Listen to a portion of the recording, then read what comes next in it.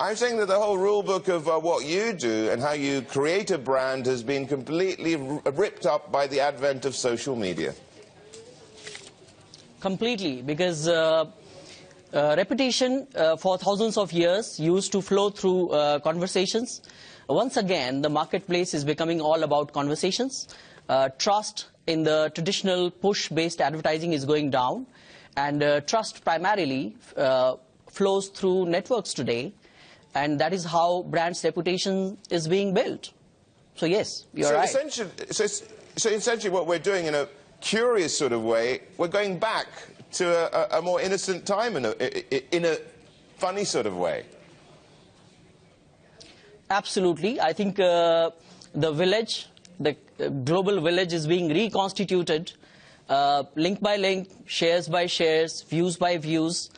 And yes, we are going back to where it all started. Marketplace will again be all about conversations.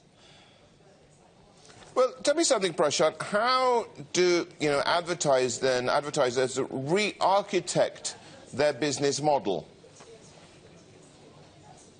So if you look at brands, more and more they are becoming nothing but networks of people with shared affinities, need states and memories.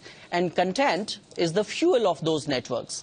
So brands today do not just need a media strategy or a communication strategy, but actually a content strategy. So you need a content architecture, and just like a TV channel would program itself with different types of content in order to define what it is, brand needs to behave like publishers again. People talk about brand journalism at Rally, which is our social media offering. And we believe that brands need to have a content strategy in order to define themselves. So, but you have to actually almost then tailor-make your advertising for each person, each relationship. That becomes the challenge, doesn't it? You do not have to tailor-make for each individual, because what you need to do is seed it, put it in the right context. You need to trigger it, and then people, if the content is right, then people will mash it, play with it, curate it, shape it, and then pass it on to their friends and colleagues and their network. And then it passes from people to people, and it picks up a peer-to-peer momentum of its own. So people will do it for you. You do not have to create, you have to co-create. So what, in essence, you're doing is creating a social dialogue, are you not?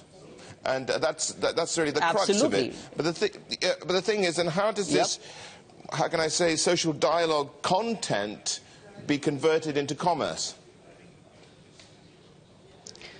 Well, if you look at the base of commerce lies trust, a meaningful value exchange, and that value exchange could be utility, could be entertainment, could be you make me laugh, you give me something which is relevant to my life. So we need the right kind of content that can address the bottleneck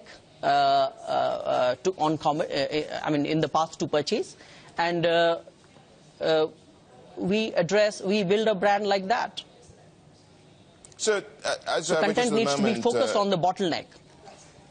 Absolutely, and it's social economics as to what you are referring to, what you call social economics here as well. And one word which just keeps on coming up that you keep using is the word trust. And I think in the research I did earlier, you say it's the God particle of economic behavior, and social networks can be used to determine a currency of trust. Can you explain what you mean exactly? So, for instance, let's say 1,000 years back, if somebody asked you for money, you would check with his neighbors, with his friends, with your common friends, with their colleagues, whether you could trust this person. Now, social networks enable you to do that. So, trust is, a currency of social networks, and more banks, financial institutions will leverage social networks in order to define how much could they trust an individual. And that would change the way we look at risk, and that has the potential to fundamentally change how the financial world operates. Prashant, again, in your research, you said social will infuse everything, that our watches will be talking to our shoes in order to make sure that we're following our exercise regime. how does this, what sort of opportunity and value proposition is it for you? You do not always have to proactively manage your life. Data, intelligent data, smart networks can curate, can anticipate, can mediate your relationships, your daily routine. There are things that you may want to proactively involve yourself with. There are things that you may want network intelligence to curate for you.